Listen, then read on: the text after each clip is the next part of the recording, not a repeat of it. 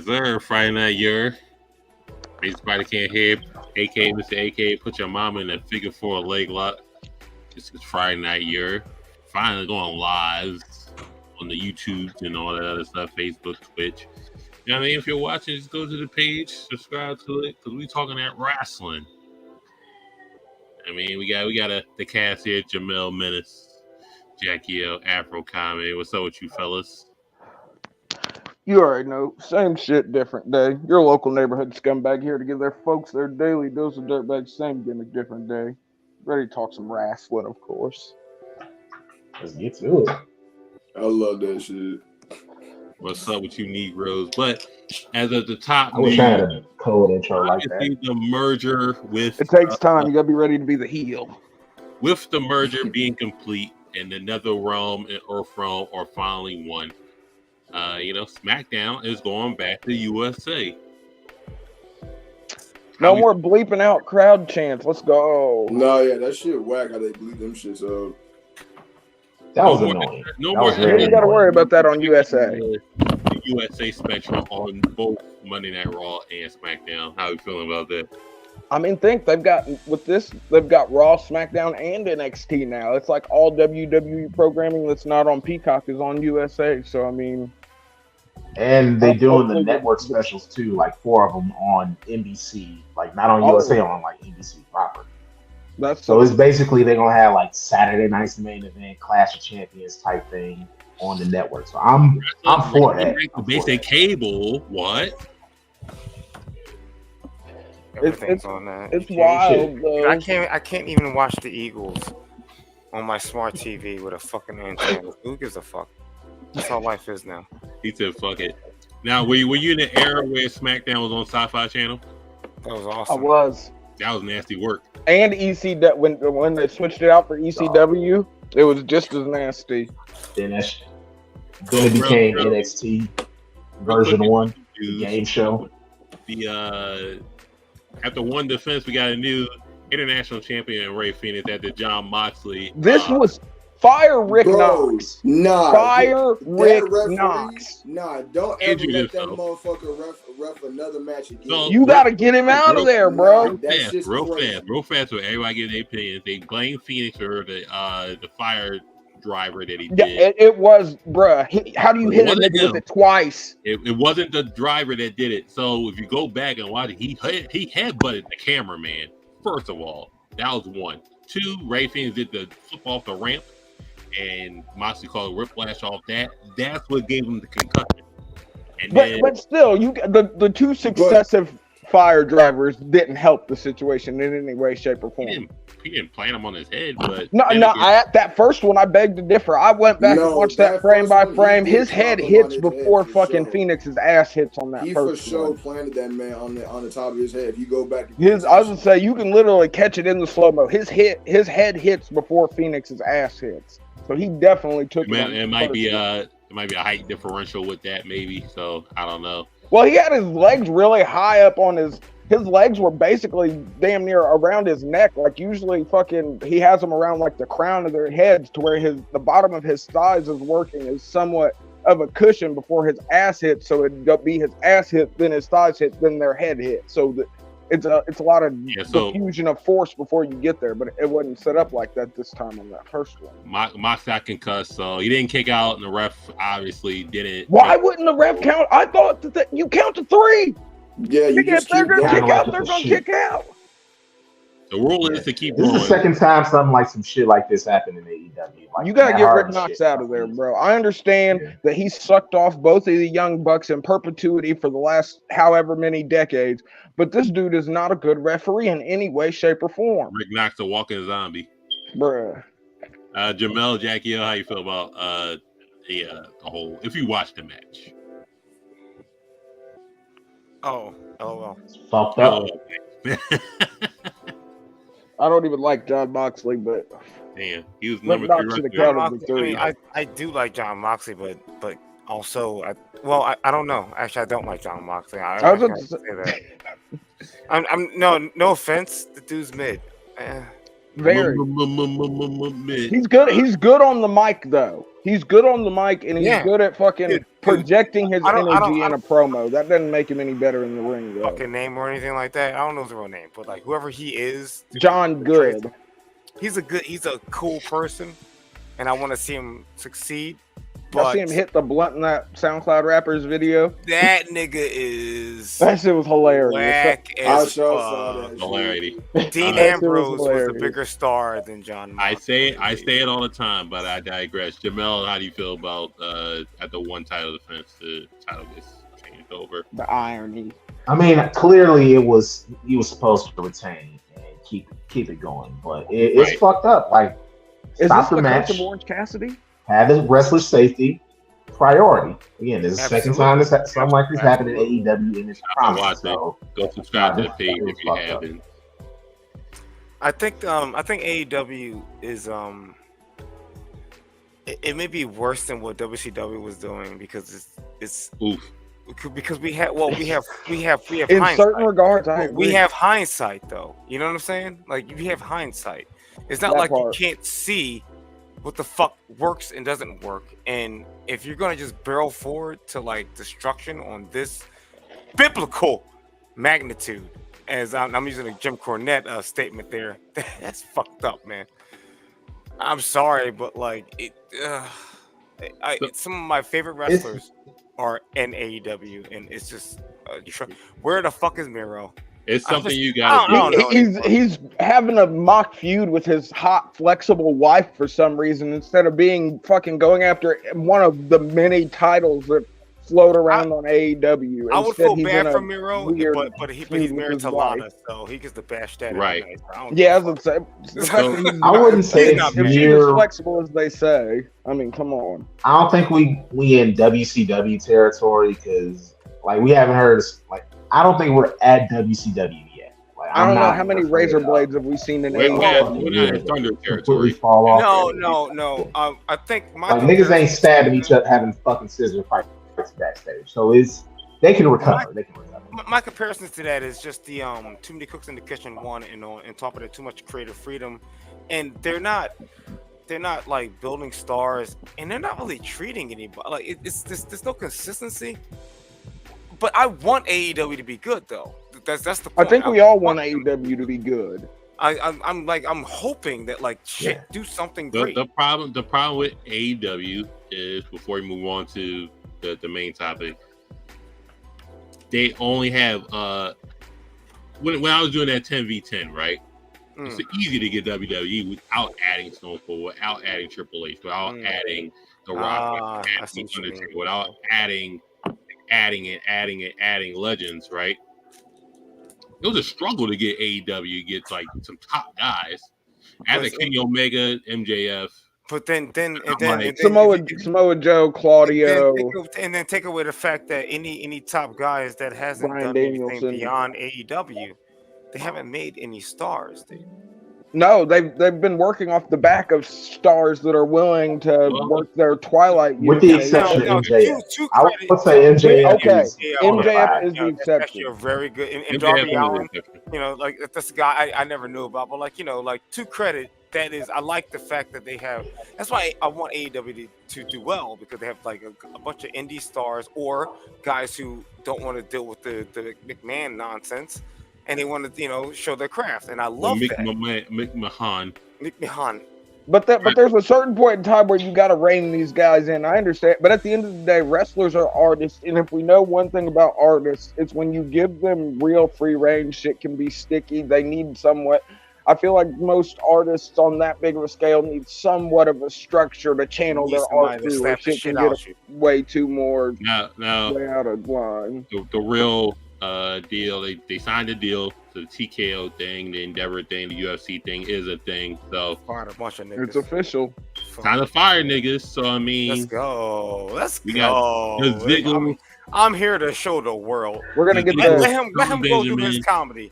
Elias, Rick Boogs, Tennille Dashwood, Mustafa Ali, Aaliyah, Top Dollar, make him say and then dollar. Who's hotter? After that was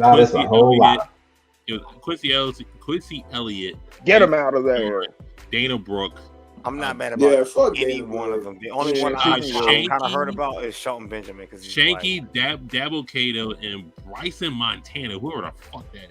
That nigga was still. I believe he was still in. Those are NXT like the trainees. PC. He was still in the PC. Yeah. He wasn't even NXT bound yet. I don't believe. I'm gonna go Menace. What do you think about the release Superstars? Which one's a surprise to you? Which one is just like, I get it. I think, like, I guess for me and my own like personal bias, whatever, like the only one I'm like kind of really upset about is Dolph Ziggler, only because it's like, you know damn well what that man had the potential to be, and you clearly saw that they just never utilized him the way that he had the potential to be used. Like, there's no reason that you make this man have one of the greatest pay-per-view showings in Survivor Series 2014, overcoming 3-1 in one of the most important storylines that's happened in the last 20 years. And you don't do nothing to utilize or capitalize off of the momentum that he clearly had at that point in time. You know, even if you don't ever win the Rumble, you know, I get it. You know, that's fine, whatever. But do something with him. Push him as a main event. Push him as someone that has that to be the next guy. Even if you don't use him as the next guy, okay, fuck it. They should have did it then. We are over 10 years away from now that. Forever. You know what I'm saying? And so now, and also he has other endeavors that he wants to pursue. So I think that's good for him. I mean, TK loves a brother tag team. If they're gonna keep shitting on him, I shouldn't say shit on him because like I feel the same way, Menace. I feel the same way as you. He had a Hall of Fame run, keep though. shitting him like that, let him go and let him just do his thing on his own. Because like, they've really dropped the ball with Dolph Ziggler, in my opinion, as well. I'm gonna say real quick. Well, I was gonna say Jamel, but no. Jack, I'm gonna ask you this, right? So Ziggler comes back. I believe it was 2021, 2022. NXT. 21. It was almost before COVID. To get Braun Breaker over, he wins the NXT title. That was like 2021. So I mean, that was the last we actually seen of Ziggler. And there's a lot of wrestlers outpouring to Ziggler's release. Big E, The Rock, a bunch of people. So I mean, but to counter that, Ziggler wasn't really into wrestling like that. To tell you first of all, he's a millionaire. He wants to be a comedian, and exactly. And he also has this other. What Afro Comedy said is true. Like he is, and he's also pretty funny. You know, like I've seen his stand up. He's not bad. So I mean, he's a millionaire, and he wants to go and do comedy. Hold on, not the comedian standpoint, I can't get too mad about it.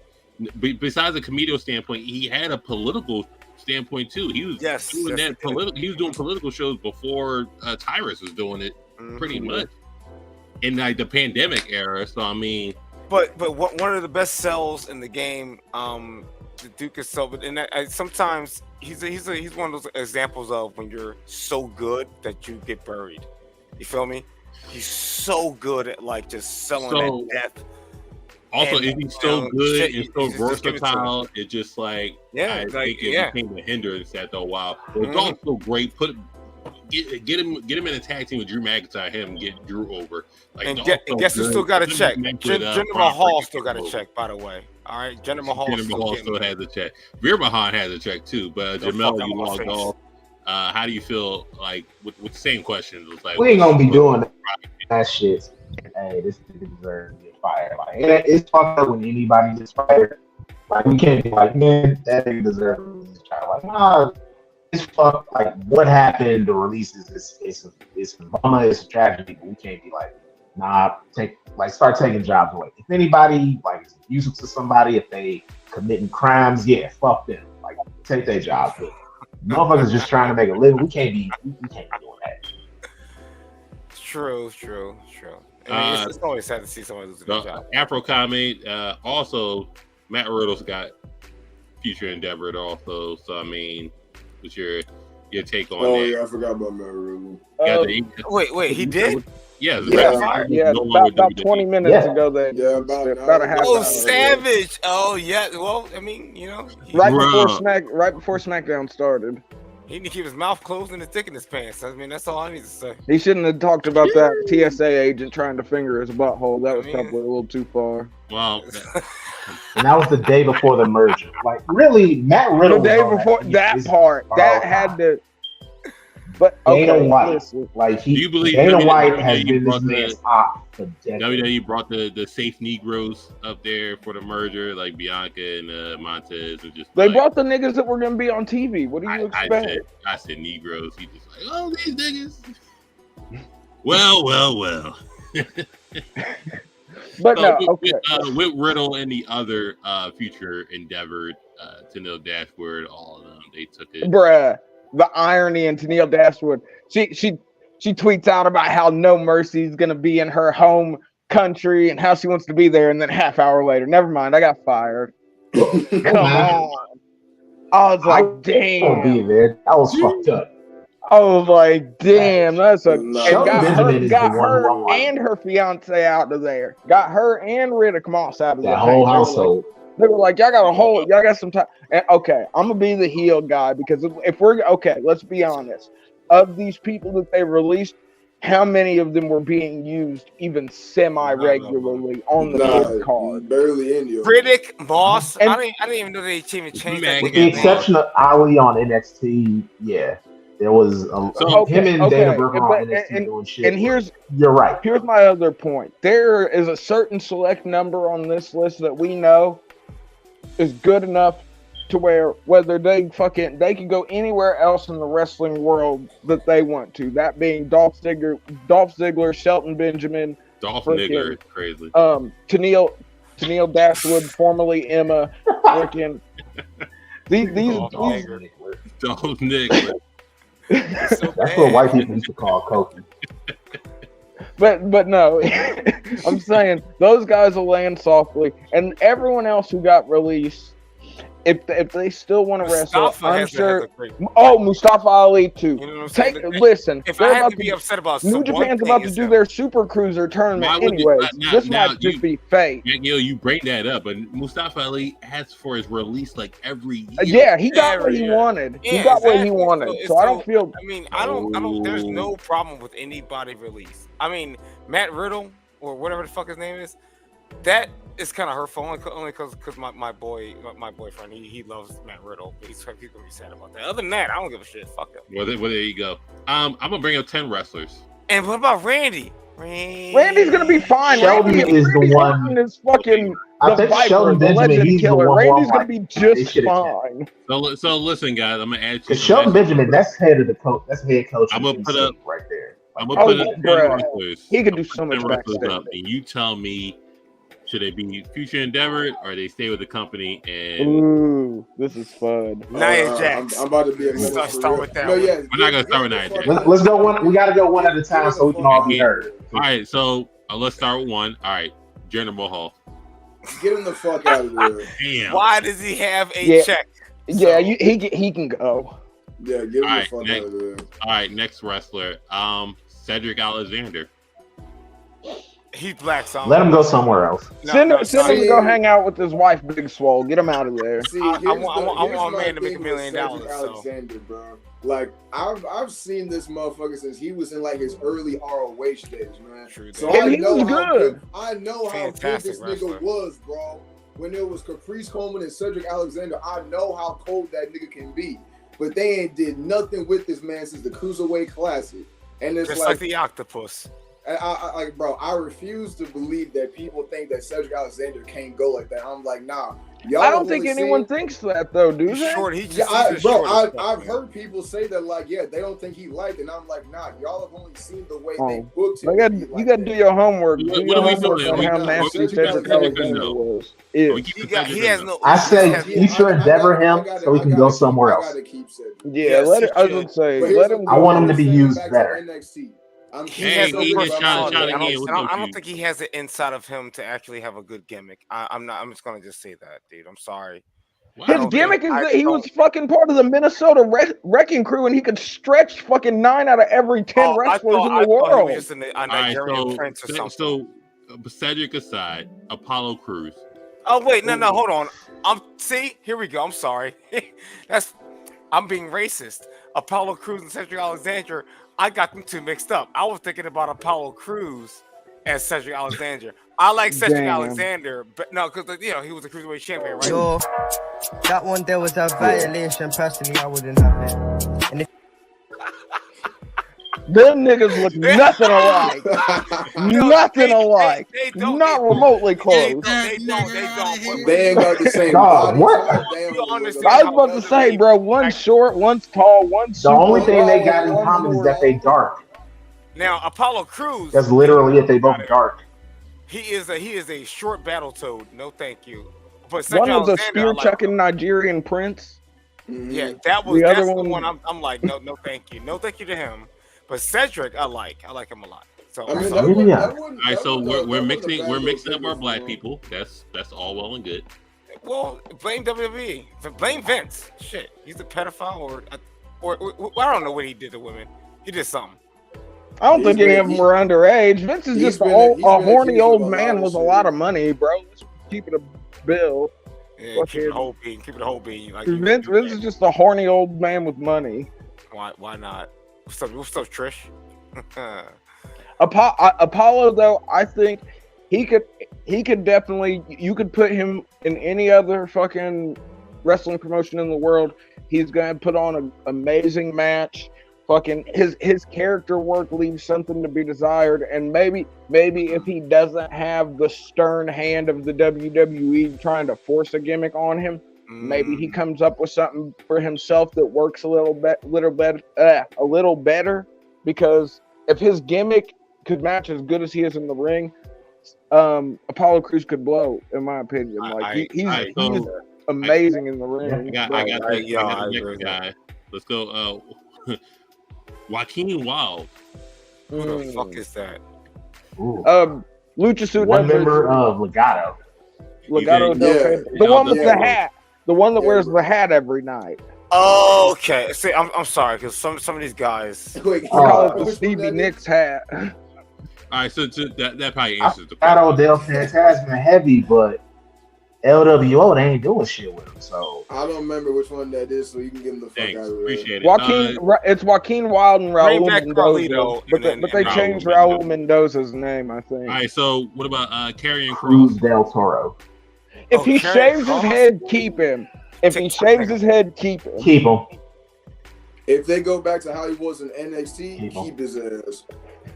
Like I just said, if he shaves his head, keep him. But if he wants to keep that fucking hair, bro, go back to the Indies and be Killer Kross again.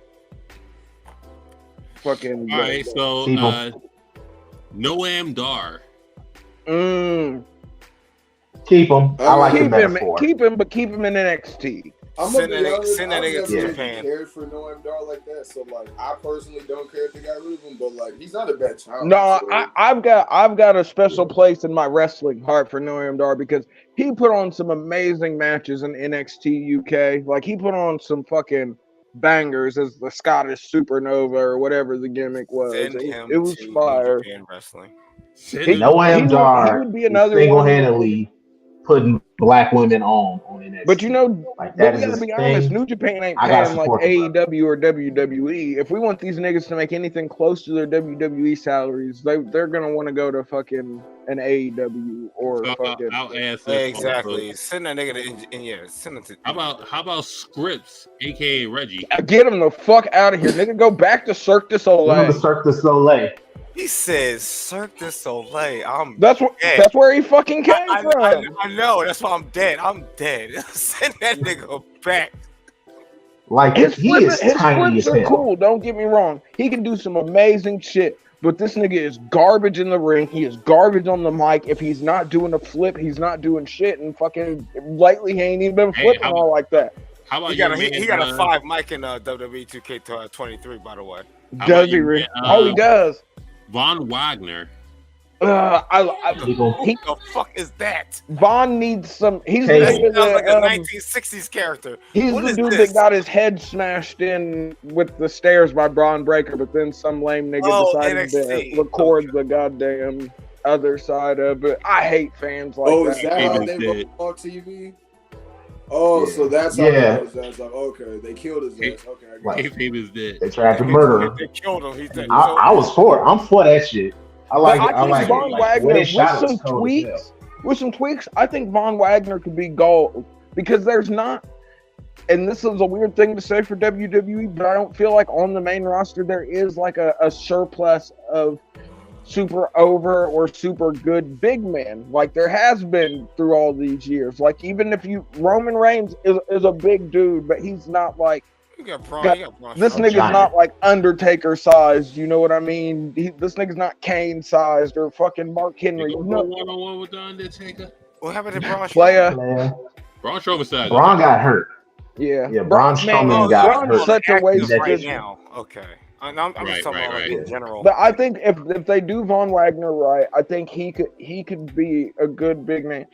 But he looks slightly inbred. That nigga's forehead ridge is crazy. He got the Cro-Magnon fucking. Damn. This nigga looks like a caveman for real, bro. Yeah, all right. I looked him up. I know who he is. I brought this up last week. I was bringing out wrestlers and which company had the best version of said wrestler.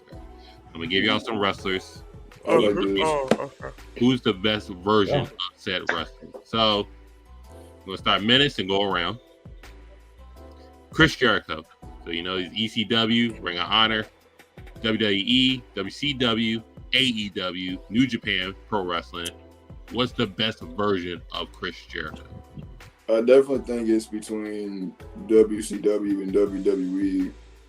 Cause his cruiserweight era in WCW, I mean, that shit truly was ahead of its time if we being real. And D. Malenko. Yeah, like that mess was absolutely amazing. But when he came to WWE, I mean, he absolutely just took off to a different level. I mean, when he was Y2J and like that early era of like the Attitude Era with The Rock, Stone Cold, Kurt Angle, all them, like he was one of them prime top guy heels that definitely was needed during that time. And especially when he was feuding with The Rock and Stone Cold, that shit was perfect. That asshole, smug, nasty, arrogant mentality to clash with The Rock, that was perfect during that time. And when he turned on Shawn Michaels. Yeah, that storyline with Shawn Michaels is some of the best heel work I've ever seen. Like just real talk. Like I think that's probably Chris Jericho's best heel run. Was during that feud with Shawn Michaels.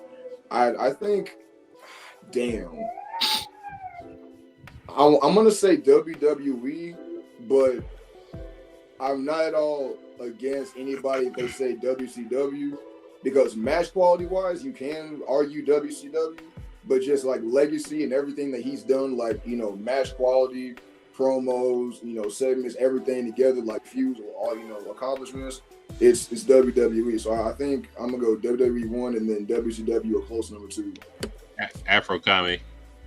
Yeah, I'd have to go that early 2000s WWE Jericho. I know Y2J sounds super cliche, but that was when he was the most integral part to those segments, from him and China when they were together to just into the whole when the what did they call Dean Malenko and Eddie Guerrero when they all came over from WCW? The Radicals. Yeah.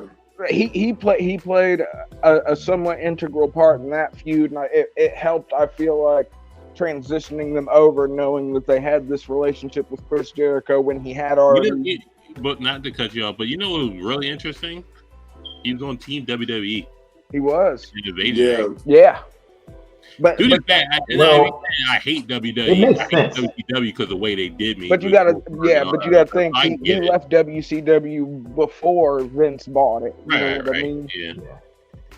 So, but I feel like he was integral, and I still feel like that was the best version of him. Don't get me wrong. I like even some of the later WWE stuff. The list was hilarious. Him and Kevin Owens did some really good work together, and I honestly. I'd give a close second, and this is probably just me, but his New Japan run, I know niggas hated on the Painmaker, but he made that shit work. Chris Jericho versus Tetsuya Naito is one of my favorite New Japan matches ever, bro. Yes, sir. Jamel, we give Punk was best promotion that he was in. Punk? Wait, Punk or Jericho? We still on Jericho, sorry, right? Jericho, I'm sorry. Yeah. I mean, like Menace and like Afro said, it's between, in my opinion, WWE and WCW. Like, you go back to that WCW stuff. He was literally doing everything he could to get himself over, to make sure that he was getting on TV. Stuff with Goldberg, stuff with Ralphus, like never getting that match over. Was stupid as hell. So amazing from WCW, stealing people's shit after he beat them. Like, the Dean Malenko stuff, all of that stuff is great. But for me, I'm gonna go with WWE. Holds of Jericho. Bruh. It was a lot of classic stuff. So that, like, it is so great. But he was so integral to that change and that shift with WWE. Like, when Jericho and the Radicals, when they came over, that's when WWE, I feel like that's when they put the boot on the neck of WCW, because their mid-card was gone. Like, before Jericho and them kind of came up. Wait, didn't they come over? Didn't they come over when right before or right when he Radicals came over January 2000, and then Jericho came over August 2000. Kurt Angle debuted at that Survivor Series in '99.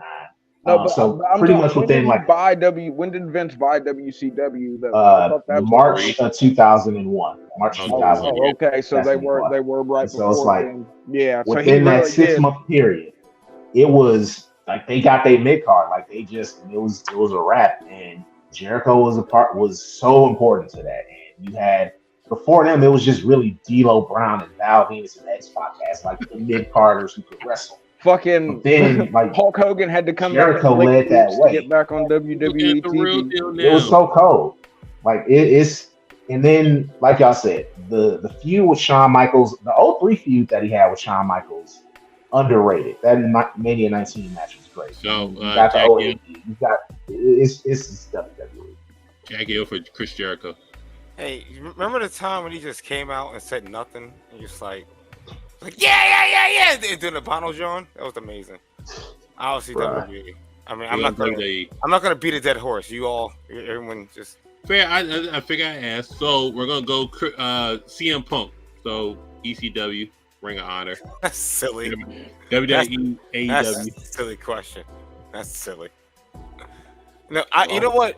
I wonder what he would actually say. To be quite honest. Because I would say he probably would say ROH. ROH, he was pivotal in ROH. He sure was. That original summer of Punk was something to watch. It was. Go back and watch it. You were very right about that. Punk was a so real big which one is it? Is it ROH, ECW? I think, in my opinion, it would be ROH. Just CM Punk coming out to Misery and Cantare every night, fucking the voice of the fallen, this and that. Like, he exposed this early 2000s generation of indie wrestlers into WWE mainstream stardom, in my opinion. So I'd definitely got to go with ROH being my favorite Punk. Okay, I don't agree with that, but I agree with what you just said before being ROH. Menace. I think it's for sure between ROH and probably like 2010 to like 2013 CM Punk, because by the time CM Punk got done with that straight edge society gimmick and he was starting to become the leader of the Nexus and starting to like emphasize, like him being like the voice of the voiceless and all that shit, like you could tell that the shift was starting to go his direction as like, okay, yeah, there's something going with this motherfucker. Like they got something with this man. The feud with John Cena absolutely transcended that man into a different level of just being a superstar and then being a wrestling icon, like straight up. Like people might disagree with that, but that's exactly what happened. You could already tell just off the jump that they're pushing that man as a top star. But that feud helped solidify why he was a top star and why people look so highly on CM Punk and why he emphasized that he's the voice of the voiceless. And then when he came back with the Cult of Personality gimmick, man, that motherfucker was at that point. We already knew who the number one guy was. Like everybody was wanting CM Punk. When you get Vince to pay for licensing music, you're there. Yeah. I mean, like, no, dude, Menace. You took the words right out of my mouth. Period. Pause. So I think. Relax. I'm gonna go WWE. I said if you need it. I'm gonna go WWE 2010 to 2013, and then Ring of Honor. Jamel, what about Punk? Ooh, I mean, if things went better, I'd say AEW has a legit shot because when you look at like his actual feuds, there was some the MJF legitimately great things. That was the Eddie Kingston stuff that he did, the MJF stuff that he did, that made like the MJF feud. That is for me, that's a top 10. We were about to get a Ricky Starks feud before he got fired. It was so good, but shit went wrong. So I'm going to go with WWE, particularly from 2009 onwards, because 2009 was the Jeff Hardy feud. Like to me, that's the feud that like made. He got a lot of flack for that feud too, though. But it was right so into good. The character. It was amazing. Like they worked together so well. They fucked it up a little bit with the stuff with Undertaker after SummerSlam, but the urn was going too far. The urn was going too far. Yerrr went silent. I loved it. Since they had a syndicate, what was the best promotion that aired CM Punk?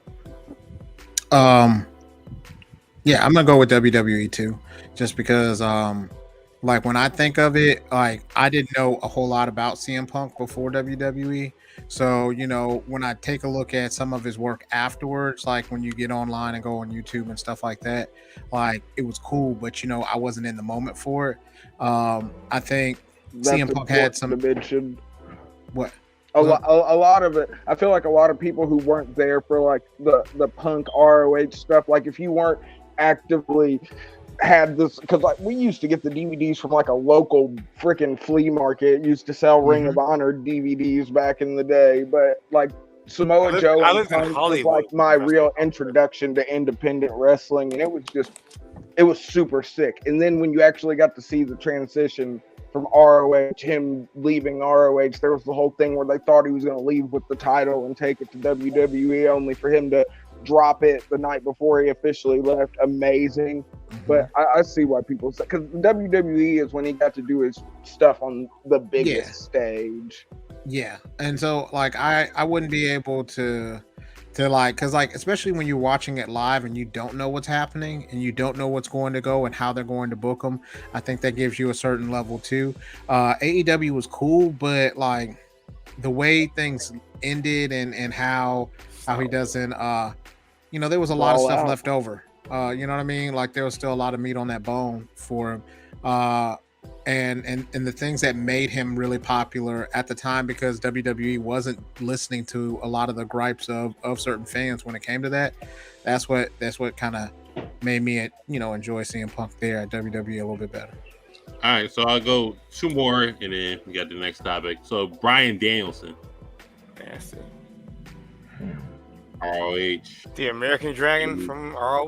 I mean, it's hard to AEW. I would say it's hard. Like, have you watched him? Like the ROH Bryan Danielson is different. He was so amazing. Yeah, he was my hero. Like it was so sick because he wasn't this big guy, but he was going out and destroying these guys. Exactly, like it was so good. It didn't matter how big you were. The American Dragon was going to put you in.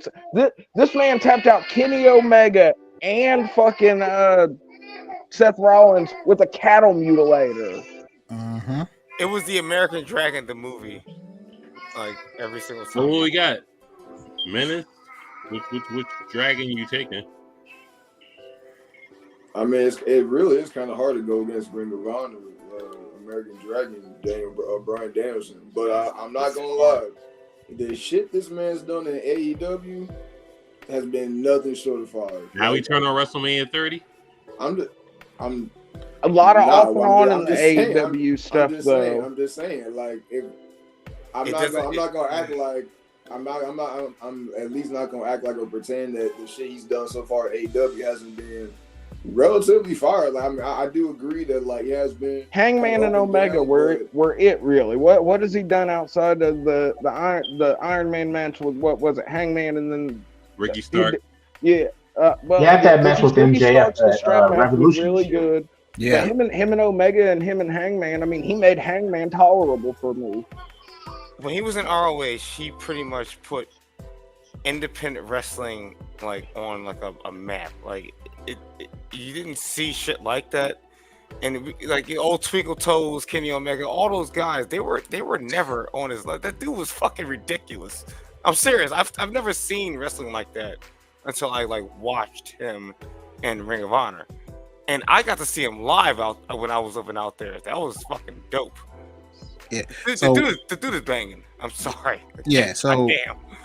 Like when I looked at, like I said, because Danielson or Daniel Bryan, whatever you want to call him, so he like I was late to the party on that one because I didn't watch a whole because we didn't have Ring of Honor around where I was. You had to get the DVDs back in the day, or you watch the internet pay-per-view. Yeah, so then when I'm watching him, you know, when he's coming up with the Yes Movement and things like that, and I'm like, but you know, he was doing this though, like he was a beast, you know what I mean? And so like one of my homeboys put me on, and so like you said, like watching it on YouTube, watching it, you know, wherever you can find it, you can't really beat that Ring of Honor because like he had an edge to him, like he was beating ass, like he was serious, like and it didn't matter, like you said, he had that pit bull kind of mentality where it didn't matter how big or small you were, like you weren't going to out wrestle him, you weren't going to do anything that you know he didn't want you to do. Yeah, I mean, yeah. I'm gonna go with. I want to go with WWE because again, that's where I'm familiar with seeing his work, and you can't act like he didn't put in some great work in WWE. Absolutely, and I think character-wise, there's a lot of fun stuff from there. Like Team Hell No Shit for me, I still get enjoyment out of watching. That was pretty funny. I love and that. then when it comes to matches, like he wasn't beating ass like he was in ROH, but dude was putting on some fucking banging matches in WWE. Some of the Punk matches were great. That SummerSlam match with Cena, top notch. The first match of the Shield when it was him, crazy ass Ryback and Kane against the Shield, that was dope. WrestleMania 30, like there's so many things in WWE that he did, and of course, like his swan song, that last match with Roman. I wish it took place in front of a crowd because then it would have been even more electric. But that's one of those flawless matches that Roman has ever put on. He's done so much good. I got y'all. I'm gonna go with WWE. I got y'all with the last one. I like that one. The phenomenal AJ Styles. Oh, that's Impact. I mean, that's not even fair. Yeah, it's got to be TNA. It's like you can't like. Yeah. He only became AJ Styles from Impact. You wouldn't have AJ Styles. Now we turn on else. New Japan. Well, no, because he became AJ Styles in Impact. I mean, that's just what happened. They came to lead a Bullet Club, and him leading Bullet Club was top tier. New Japan AJ for me, it's easy. It's New Japan AJ for me. It was him at his best, literally. It was like, all right. Well, I God bless Kurt Angle because without Kurt Angle, AJ Styles won't be AJ Styles right now. Shout out to Kurt Angle. Sensei, Menace, Jamel, we got AJ Styles. I'm gonna go. I think it's Impact. Yeah. Yeah, I think it's Impact. That's tough because he worked out that character that like the Bullet Club got with New Japan. You know, when he was like that emo, like I'm pouting all over the place. You know what I mean? Remember that beaver hair. Yeah, hold on. And nobody's gonna give Hogan credit for that one. The Hogan Dixie era, that's where you got that Bullet Club AJ from. So yeah, I ain't gonna front. Well, and that was they fucked him up. It was still on. Whenever I hear Hulk Hogan, I say F Hulk Hogan. Yeah, exactly. Fuck Hulk Hogan. How we turn on Hogan? All day. We always turn on. Yeah. I was gonna say no one was ever on Hulk Hogan's side. No one here was turn on somebody who's sad. He was I don't never feel on. like. All right, so go suck an egg. Yeah, Impact. So suck an egg. All right, so I will name a wrestler, right? You give me their best rivalry, and they give me their worst rivalry. Interesting. Ooh. All right, Randy Orton. Oh God, John Cena worst. My favorite. Okay, so Give me his best rivalry and give me his worst rivalry. I think Jackie O did for both. It's John Cena. Honestly, I'm about to say, and I don't know what to think about it. Best and worst is both because it was so good at first, and then it was so bad in the end. Yeah. Basically, they was giving us too much. Oh my God! Stop fighting. I don't care. I think it's honestly, if I'm gonna be truthfully honest here, if it's not John Cena, I think his best rivalry was against The Undertaker. Because that feud that he had with The Undertaker is really what solidified him as being a top star, and it really helped put importance to the streak. Oh, you're talking about Legend Killer. Yeah. When he burnt Taker and then he came back. So, what's his worst? That was a cool feud. I'm full bias. Jinder Mahal, that shit was terrible. Like I forgot that they had that's right. That's how he won the title. Oh shit! He beat Randy Orton for the title. All right, yo, Menace wins. 2017. Yeah. I'll say this for worse. I want to argue Bray Wyatt because of how bad. Rest in peace to Wyndham Rotunda, but. Yeah, for real. That shit I think it just wasn't handled good. It wasn't a bad. Twice. Jamel, I think my favorite. What's the best? Mick Foley, bro. Come on, Randy Orton. No, dude, Afro Comedy. Randy Orton. Those are two very good choices. Cactus Jack. I'm gonna go with Mick Foley because that match at Backlash 2004. It's almost like how are you getting recency bias from Mick Foley? That was like 10 years ago. Because you just said it. That's I was like, that was like 10 years ago. John Cena, I was just kidding with John Cena being the best and worst. But I think it's Mick Foley because, as much as the Undertaker thing kind of solidified him, Mick Foley made Randy Orton with the feud, with the rivalry, with that match at Backlash. That really showed people all right, Randy Orton can hang us. It was the same thing with Triple H, man. Remember that back in the day when the Cactus Jack for Triple H? Hold on, real quick. Sensei the Syndicate, Randy's best and Randy's worst. His worst to me was with Kofi. Just because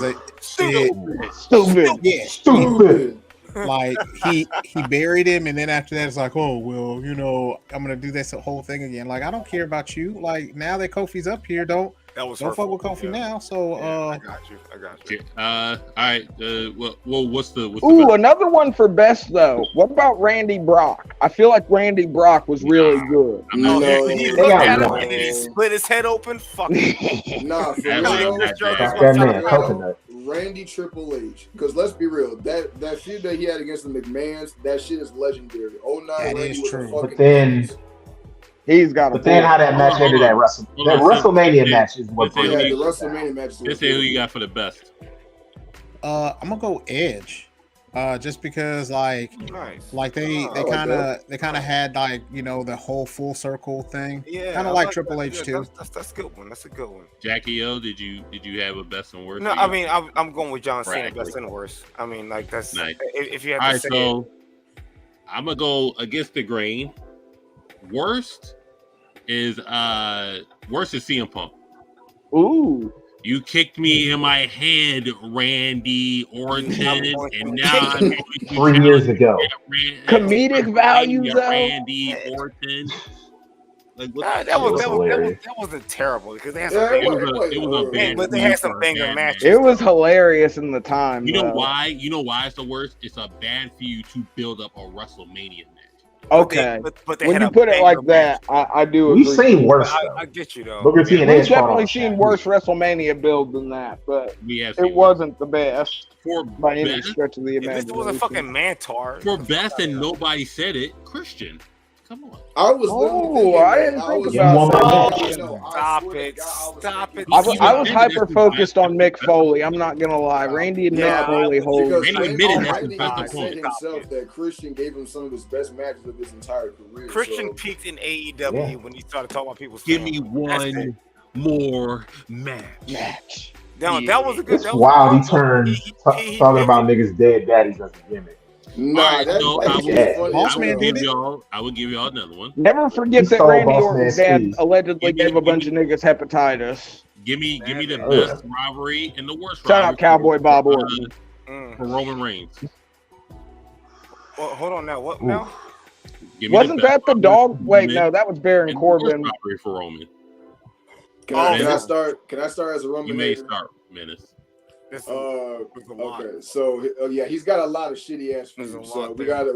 Oh, here we go. Shitty attributes. So we're gonna shit on my tribal chief. Here we go. I have the worst one. Don't worry. I respect the worst one. I respect the worst one is pretty obvious to me. It's either Baron Corbin. There we go. Yeah, because if it's not that shit with Baron Corbin, that bullshit. The dog food, because he was the big dog. Baron Corbin, yeah, no, that shit was fucking stupid. Bruh. Everything that they did, I'm glad they got booed out the fucking building. I'm glad, like, you know, they deserved it. No, they deserved every they deserved it. So universally, we can say Baron Corbin. Baron Corbin was, I think, damn near unanimously, Baron Corbin was Roman Reigns' worst. That's the feud that made Roman Reigns damn near want to quit because he's like, I'm not fucking doing he was like, this nigga was almost praying for the leukemia to come back. He was like, I gotta take a break. Let's be honest, the pandemic saved this nigga. The pandemic saved this nigga. For COVID, right? Nigga said, I want my leukemia to come back. I can't. I'm in remission, y'all. I'm just saying, it was a bad feud. I'm going to hell because I laughed at that one. Who's his best rivalry? Okay. I mean, I want to say like, I don't know about that one. I want to say if it's not Seth Rollins, then I was really fucking with that shit he was doing with Edge, man. Like, I don't know why, but like that 2021 SummerSlam. Like couple month feud that they had, man. Like that shit it wasn't only just intense, but it was like at a few points you really could believe that it was like Edge was gonna beat this motherfucker. Like they made it a point to make it like just because Edge is like, like the older Hall of Fame, whatever the fuck type dude, he has no chance.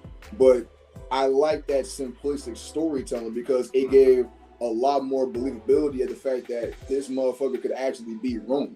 And just like the on the mic skills that Edge obviously has, and I'm not gonna lie, Roman was cooking during that era on the mic, and just like that dynamic that them two had, like that shit was pretty fire in my opinion.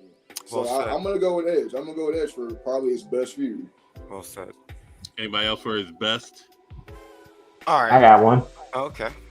I was about to say I'm gonna go with his best feud being against Daniel Bryan.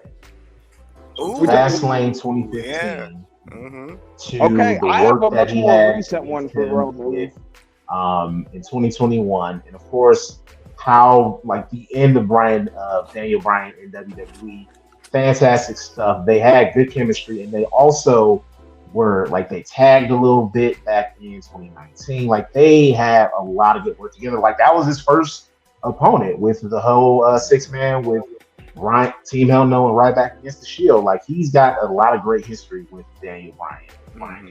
It's one of those where it's like, damn, I want an AEW WWE crossover pay-per-view because I want to see that match again in front of a crowd and just let them go at it because I think they will kill it again. That's like they've never had when it's those two either tag or 6-man or 1-on-1.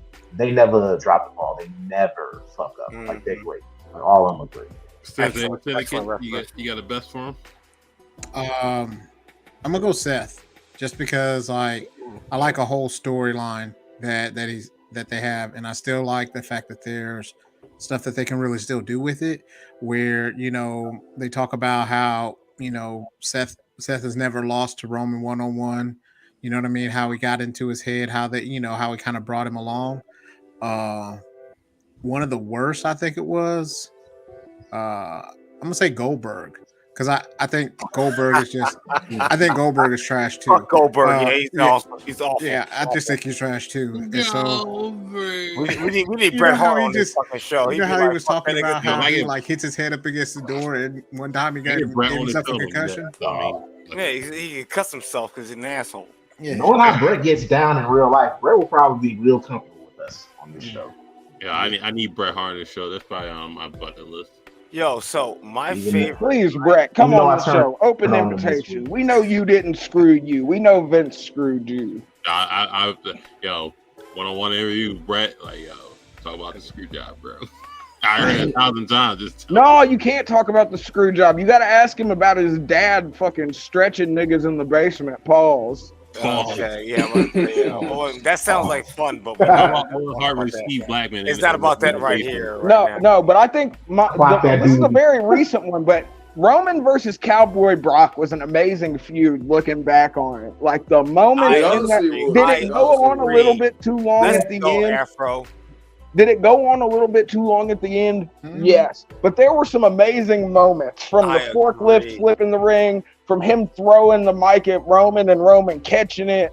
I mean, the amount of memes we got from Roman's face of all the spears he hit Brock with in Madison Square Garden, and he still kept on.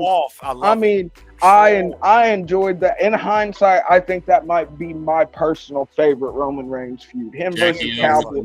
Now, hold on, Afro. What's your worst though? Like I said, it's got to be Baron Corbin. It was the worst. It was one of the worst. It was one of the worst feuds ever. I'm pouring dog food on you because they call you the big dog. Niggas used to get hung from the rafters in wrestling matches, and now you've got this man handcuffed to the ring post so you can pour dog food on him. Big Boss Man got put in a noose and hung from the middle of the ring. You're pouring dog food on this man. What's the fucking basis? What are we doing? So that man got crucified. Me, it's gonna be. Bro, I was gonna say niggas was getting crucified. Stephanie McMahon got crucified by the Undertaker. Jackie O, your best. So did Stone Cold. Oh, he did. My best is gonna be Strowman. Undertaker survived a terrorist attack. Somebody said it. Listen, that was in my mind for one of the worst. The only reason why I'm saying that is because the fact that Braun Strowman got over because of it. I mean, before that, he wasn't like over. Throwing that chair at him. That got him. Yo, he became a meme. Remember that dude who got like dragged off the airplane?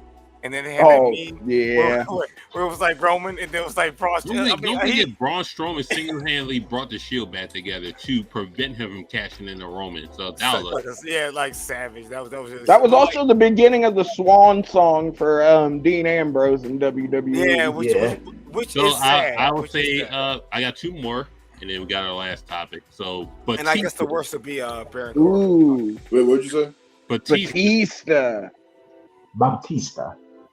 I think back to OVW Batista when they called him Leviathan. I'm about to say, are we gonna do after that nonsense that became the Evolution Batista? Because I mean, I only know him. I think the worst one should be obvious with Batista.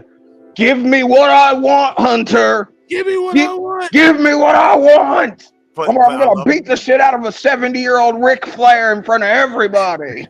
I mean, but that may be the best one because of that and how funny it is. Come on, bro. Come on. Just because it's hilarious. I think that has to be worse. Hey, how often do you think Ric Flair says the N-word? Depends on whether he's been smoking the weed or not. I'm not mad about that. I don't know. In his old age, maybe not as much, but I think when he had a perm, he was hard R-ing it. On Jim Crockett's plane, he was dropping so many M-bombs when he was in North Carolina defending the NWA title. He was definitely. Yeah, he was but he was knocking down mad black bitches though, allegedly. Right. Allegedly. They definitely talk about Ric Flair having the jungle fever back in the day. So if the indication of calling it jungle fever gives you on how he probably talked about it, I mean, come on. I'm sorry. I just randomly. Worst for Batista. His worst feud. Give me what I want, Hunter. Yeah, I'm gonna say like that last bullshit he did with Triple H.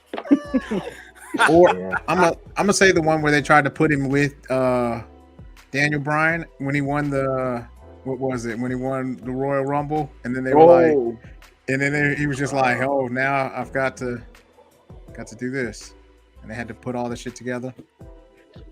All right. Maybe Alberto Del Rio, because he fought him for a minute in early 2016. I so forgot about that. Now he turned on Destiny. So what's Batista's best rivalry? Undertaker. I say it's Undertaker. I was thinking Undertaker or Randy Orton. Undertaker. That year-long Rey Mysterio. He got 2007. Bruh, him and Undertaker were going at it. Now we turn on the Rey Mysterio feud. I'm gonna be honest, man. That was pretty sweet with Rey Mysterio. That feud he had with Triple H, like the entire build up for like that year that he was in Evolution, you saw that like the way that Triple H was treating this man like shit. You kind of saw the seeds plant that like Triple H trying to fuck over Batista. Then Batista overhears Triple H talking shit on him with Ric Flair, and then that's when we finally see like, okay, he's gonna stay on Raw this week and beat the dog shit out of Triple H. The matches that them had, the trilogy match that they had, man, that shit was fucking fire. And they have, in my opinion, a top 3 Hell in a Cell match of all time. Like, I gotta go with Triple H on that one, but I do feel the Undertaker because for that whole year, 2007, all they did was just beat the dog piss out of each other. I mean, that's all it was. It was. They should have main evented that. So the last one I will say is The Rock. Trying to think of the worst. Yeah, the worst is hard. Oh, I know. The worst is hard. I think the best is what's going to have the most range of difference, though, because people like the different Rock in different times for different things. Mm-hmm. Do you remember the Punjabi cage match with? That's the Undertaker. Undertaker versus Great Khali is the Undertaker. One of the Undertakers. Oh, you mean between Batista and Great Khali? Oh shit, that was trash. Yes, because they Punjabi had prisons. Awful. Any Punjabi prison match is garbage. Yeah. So I forgot about I'm that. going to do that as the worst because Great Khali. What's the Rock's worst rivalry? Damn. I don't think he really had one, man. That's tough. Oh, he does. He does. Really? I did it for The Rock. I did it. Oh, Rikishi. It still made sense. It's hilarious. I don't know about if it made complete sense, but I mean the bloodline, bitch. I did it for The Rock. I did it for The Rock. I did it for the people. All right, if we can't figure out the worst, what's the best? Mick Foley, once again, Rock Mankind, bruh. Come on. They came out and picked this nigga up on his shoulders after Rock didn't have to win for it to be one of the best feuds. I don't want to sound cliche, but Stone Cold, dude. I'm sorry. Which one? Which Stone Cold feud? It doesn't matter. I mean, it's a feud. I by no means want to be cliche or anything like that either, but I want to go Stone Cold WrestleMania 17. But if you really want to go, it's my way or the highway. Not Limp Bizkit. We all know what that was. Yeah, we know what that is. We know what that is. Syndicate. Which one are you picking? Syndicate, you go first. I'm gonna go Triple H. I like their.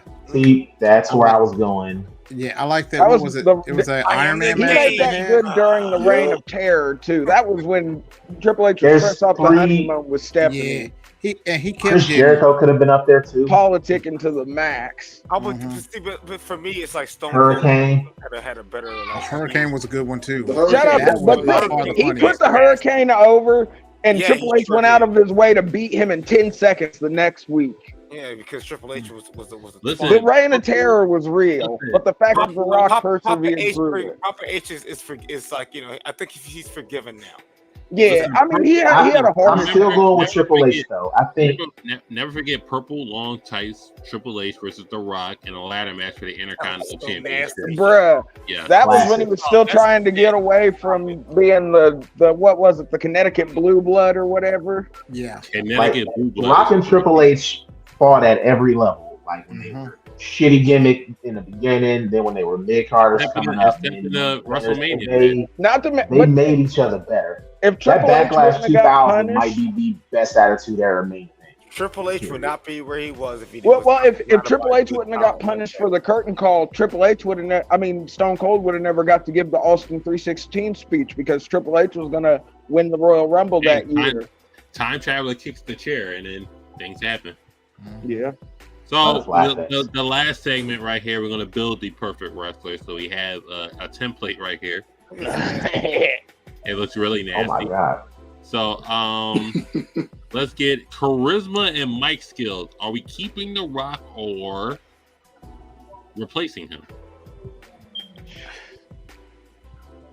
Did you see, man, after last Friday? Yeah. I mean, everybody's saying LA, not yet, but I'm just saying the way he had you're an asshole, and then he made him switch sides. Like, I mean, The Rock still got it, but yeah, for sure. Well, there are so many.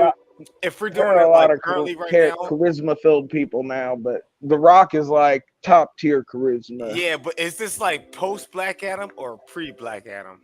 I don't think after Friday. I don't think it matters, Brett. If you put The Rock in the ring with the mic, it doesn't matter. Exactly. The babies are going in the air. People are stripping down to their skivvies, just swinging around their heads. We're talking peak Rock right now. Are we keeping The Rock or are we substituting him out? Rudy Poos and candy asses in abundance. Now you turn on Flair. Now you turn on Dusty Rhodes. But that's what I'm saying. There's a lot of characters, but the Diamonds Rock are forever, and so is Ric Flair. That nigga is still he's still alive. First of all, you know how many wrestlers have died. As long as he stays out of the ring. He's trying not to. Keeping The Rock or subbing him out. I think we should keep The Rock. I think we should keep The Rock. There are probably better people there. All right, The Rock stays. The next category is power and intensity, and they got Brock Lesnar up here. Are we keeping him or subbing him out? That's a good ass pick. Yeah. Power and intensity. Only other person that I would probably nominate would be classic Vader, like that WCW era Vader, or alternate Vader. But like Brock Lesnar, you can't go wrong with that guy. Are we keeping Brock in power and intensity? Can we talk about that's tough? Like, can we talk about that? Can we talk about this? How this thing like? I feel like you just sort of started this out with like the best of everybody, so it's going to be really hard to change anything. If you have a different choice and everybody agrees with it, we could change it up. But yeah, but I mean, taking it like Golden Era Goldberg was peak intensity as well. What about Andre the Giant though? Power and intensity, nothing. What Andre the Giant knuckle deep in 5 different Asian girls wearing him as gloves? So we gotta remember, like Prime Pain as well. Like that motherfucker was strong. Life too. When Big Show I was listening to an interview for Big Show, and Big Show was like, "Who's one of the strongest people?" He said Brock by far. He says sometimes even when he didn't want to get picked up, that Brock was picking his ass up. When you picking up a 500-pound man, you can't argue power and intensity. He also said non-consensual too. Similar. He said similar. Hold on, and when we say power and intensity, do we not include Cena? I'm about to say he also said similar. Cena has intensity, but I feel like it's undercut by that goofy go lucky babyface energy. Word life. He can still. I know what he's I'm about to say. Okay. I know what I'm about to say might sound kind of wild, but when you think about it, I feel like we've seen more of them like overall power moments from Brock than we've seen from Cena. Like we've seen Cena obviously lift up guys like the Great Khali, Umaga, fucking, Braun Strowman. Like we've seen them do shit like that in Big Show, like on countless occasions. But I feel like the ways that we've seen Brock just manhandle guys like that on a regular basis, and like he does it to where like you really believe that like it don't matter how big a motherfucker is. You gotta think. Plus, we saw him leave, go to the UFC, and then come back after dominating niggas till he finally got knocked out. We're keeping Brock in power and intensity. I like that. Yeah. So they got Rey Mysterio. We didn't even like talk about Andre the Giant. Come on, he has like Andre the Giant is more better known for his acts of debauchery. The real life shit that he can actually do. I mean, we're past it. If Andre the Giant can chug 100 beers, we're not on that. Yeah. Or wear sexy Asian ladies as rings. Listen, Rey Mysterio and high flying work. I would actually argue. I'm not mad at it, but I would for like Hihio del Vikingo. I mean, come on. We're talking high. I would actually nominate a classic dude, Too Cold Scorpio. I would nominate. No, that's the most.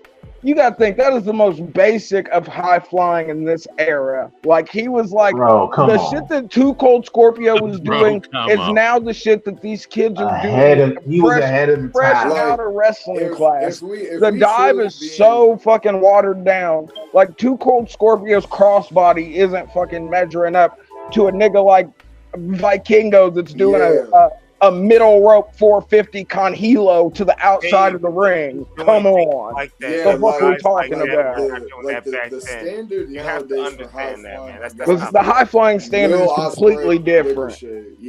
I'm saying Ricochet. It's not fair though. Flipping shit. Like if you literally ain't out here, you just can't compare it. Like Matt Sydal, if you're not a guy like Will Ospreay or Ricochet, then don't get me started on good old Will. The aerial assassin is different in the air. Bro, I think Will Ospreay. Will Ospreay and Ricochet is the best high flying wrestling we'll see. Well, so we're going Ricochet for the most part. Okay, Ricochet. How are we even doing this then? Either Ricochet or Will Ospreay. I'm good with it. Character work, they got Stone Cold on there. I love Stone Cold's character work. I would go Mick Foley. He could be up there. Or listen, we're talking character work as in dedication to the character, believability to a certain extent of the character. Who's a better character worker than the Undertaker? Jesus Christ. Yeah. The Undertaker, he is the Undertaker pulled off being a fucking zombie. All those years until he finally said, "I'm gonna be Mark Holloway." Get the fuck out. He's like, "I'm gonna go back to mean Mark Callis a little bit. I want to ride a Harley." All those years. So I want to nominate the Undertaker for character work. I'm gonna say this: what if John Cena was a complete asshole and he's just been working this character gimmick the whole time? Don't forget about all the racist raps John Cena did. I'm just saying. All those thick kids. Because that's his work. Just word life. Yeah. I mean, if you ever saw Total Divas or Total Bellas, John Cena's a great heel. He's a great heel. He's also like a stick in the mud. Brie Bella trying to get freaky and you trying to fucking take a nap, nigga. You losing. No, yeah. What are you doing? Well, I mean, when you get because he already I'd have been readjusting her spine 7 different times. Listen, we taking Taker for character work for the most part, but they got they got Kurt Angle for submission ability. I love Kurt, but we ain't gonna act like the American Dragon. Daniel Bryan. Yeah. Thank you. Okay. I ain't gonna front. Yeah. I mean, like. He tapped out Seth Rollins and Kenny Omega with the cattle mutilator. Come on. Yeah, if they would have just said wrestling ability, I would have been fine with Kurt Angle, but specifically submission ability, we can't disrespect Daniel Bryan like that. Daniel Bryan. What about Zack Sabre? Ooh, Zack Sabre Jr. is I love me some Zack Sabre Jr. Wizard? But then Wizards don't exist. Zack Sabre Jr. The striking ability of AJ Styles is weird. I don't understand that. What? But yeah, I don't know what. I mean, I guess if you're thinking about like the phenomenal forearm or some of the drop kicks. Oh wait, ChatGPT made that up, of course. Yeah. That is a weird pick for striking. Maybe they wanted to give us an easy switch up. How about Steve Blackman? Remember him? Steve Blackman was super good. New Japan Shinsuke is one of my favorite strikers in wrestling. Like he was just Gunther. What about Gunther? Man, that's my thought. My honest thought is actually Gunther. Yes. I want to say Gunther or Suzuki. Minoru Suzuki. Minoru Suzuki is. I mean, Murder Grandpa is Murder Grandpa. That nigga was in an episode of One Piece. Come on. That nigga was in an episode of One Piece. I'm gonna be slightly biased with this one, but I'm gonna say that nigga Kota Ibushi. That motherfucker, man. He has some of the most stiffest kicks I've seen. Like when he really want to kick a motherfucker, like Kota Ibushi. No, wait, I got one. Ibushi is good. Or I got one. The man Ilya with the Dragunov. Dragunov. I would have Ilya Dragunov. Ilya. Ibushi is a good one. They can slap the shit out you and just like go into that like murderous state. Shibata though, Shibata is an amazing striker. Like I don't know no better to for I was gonna say Shibata. Once he starts kicking you, you just gotta be careful. Yeah, they can become real shoot kicks real quick. Yeah, see, that's why I choose. I love Shibata though because I said there's nothing that gives me a wrestler boner like goddamn Shibata in the ring. Pause. I mean, if we're just talking about stiff hits. Sheamus, Ilya is a very. I like Ilya. Ilya's striking is tough. Yeah, but those guys know how. Or Gunther. Gunther's chops are. And then when he does like his kicks, but you're not going to die from his leg up. But then after that, it just seems like it's just forceful. You know who's located an underrated striker? Pac. That Pac is up there. Pac for sure. You know who's got underrated striking that I don't think we'd say? Rob Van Dam. RVD striking, bruh. Mm-hmm. Oh yeah. RVD from the wheel kicks to the rolling Sabat kicks to fucking the Van Daminator. I mean, come on. He has got some of the most unorthodox and unique. Listen, we could go or Stone Cold Steve Austin, because like that's like mostly what his style is after he broke his neck. Or Ken Shamrock. Lufas pressing to the punches. Yeah. I mean, like, that's what he did. After that, he'll drink a beer on your body. Wait, so who are we going with for striking? We don't know. Everybody. Stone Cold Steve Austin. He came up with way too many good because he drinks beer after he whoops your ass. I mean, how badass is that? But listen, next week RVD though, bruh, he sits you on the barricade and then jumps off the fucking. You have to actually sit on the barricade, so that doesn't do well. Come on, that's not a strike. I mean, like Stone Cold is. No, he then jumps off and kicks you though. It's like he spun around. And I was gonna say he hits you with like a rolling kick off the apron while you're on the barricade. It's like a spinning leg drop. Yeah. But listen, next episode, I got y'all with a little quiz. So we're gonna guess the wrestler based on accolades. Oh, that could be fun. I got that. I know my wrestling knowledge, man. I got you. Let's guess the wrestler based on accolades, and then the second topic will be manager or wrestler. Who carried in the relationship more? Ooh, you're doing Paul Heyman and Brock. So like Paul Heyman and Brock. Wait, are you gonna hit them old school? Go Jim Cornette and what I'm saying Rock is and Roll Express. What I'm saying is rock and roll. If you do Paul Heyman, right? If you do Paul Heyman and Brock, you can kind of pick and choose because Paul Heyman was pivotal in the. There were certain regards in which Heyman carried, and Brock picked up in the end of it. But if you do want to do Brock, he carried his end in the ring. If you want to do Brock Cesaro didn't get over until he did the bar. Yeah, they had to steal the fusion dance to get over. If you want to do Brock and I said Brock and did I say Brock and Curtis Axel? Well, I was going to say Brock and Curtis Axel. Curtis Axel didn't get over until he was in the Mr. Ross. You also said Brock instead of Paul Heyman. Yeah, you should be saying Paul. But I knew what you meant though. Yeah, we know. So Paul Heyman and Curtis Axel. One of these days we should do a thing. We should rank the best managers of all time from all wrestling promotions. Sheesh. That would be. Like we'd have to span a long. We try to name like top 10. That's what I meant to say. Try to name like top 10. Yeah, I feel that. I see Deborah making the top 10. As long as we gotta, Mr. Fuji got to make the top 15 at least. Oh god, Choppy PP, Bobby Heenan, and goddamn Paul Heyman. Choppy Mr. Fuji. If no one says anything about Bobby Mr. Fuji was gonna chop off Val Venus's dick with a samurai sword. I got one name office crazy. We got this because I do got one name I want to argue that like it low key kind of a troll, but like if you really look at what he did, if y'all know about Truth Martini back in Ring of Honor days, the Book of Truth. Oh my God. Truth Martini. I ain't gonna front you.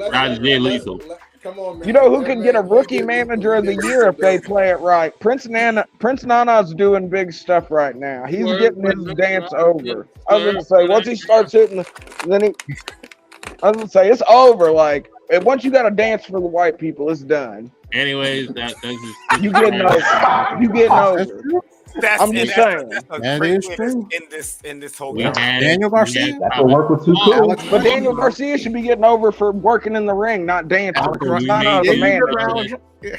We may do top 10 No Mercy because No Mercy is going to NXT. So we might do top 10. Yeah, and Australia.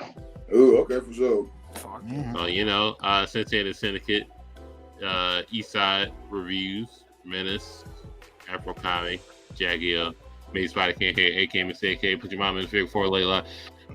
If you're watching this, go to the Friday Night Yerrr YouTube page and subscribe there. That makes the most sense in the world. Just do it.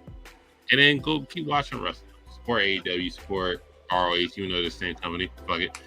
And then, WWE, we'll see what they're doing with whatever that's going on with the merger. And then no tribal chief for another 2 months. So, that part. And Vince is going to jail. Bye-bye. Maybe. Vince got that money now. So, Jamel, what you throw in there? Or you just throwing up ones for Jey Uso? Nah, I gotta acknowledge the tribal chief, Jey Uso. Yes, sir. That's the real tribal chief right there. No. He got to survive. I also did that just to piss Jackie off. It's just me. Now let's your tribal chief, Roman Reigns. Yeah, Jey Tribal chief got to show up to get acknowleded. I don't give a fuck. He can do whatever he wants. He can. Hey, if we get the Rock and Roman at WrestleMania 40, I'm probably. Hey, Cody ain't never. If we get the Rock and Roman at WrestleMania, Cody doesn't get to finish the story. If Cody ain't finishing the story at Mania, I'm done with everything that they do. It's such a. I love the Rock, but if Cody's not